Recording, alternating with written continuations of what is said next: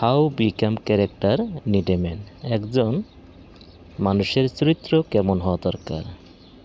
একজন মানুষের চরিত্র হওয়া দরকার need a man character such that, যেমন গুড ভালো, বিলিভ বিশ্বাস করা, আইডিয়াল আদর্শ, লস্ট নো টাইম সময় নষ্ট না করা, ওবি প্যারেন্ট পিতামাতার কথা শোনা, অ্যান্ড রিড কোরআন কোরআন পড়া, কল টু প্রেয়ার নামাজ পড়া, অ্যান্ড রাইটলি পাথ সঠিক পথে চলা, অ্যান্ড অল টাইম ট্রু সত্য কথা বলা, নো ফলস মিথ্যা কথা না বলা, অ্যান্ড নো হিট এনিবডি এবং কাউকে আঘাত না দেওয়া, and all over good behaviour এবং সবার সাথে ভালো ব্যবহার করা।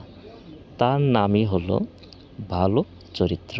যখন কেউ এইরকম চরিত্র গঠন করতে পারবে তখন তার সমাজ থেকে শুরু করে সব জায়গায় তার সম্মান দাম বাড়বে।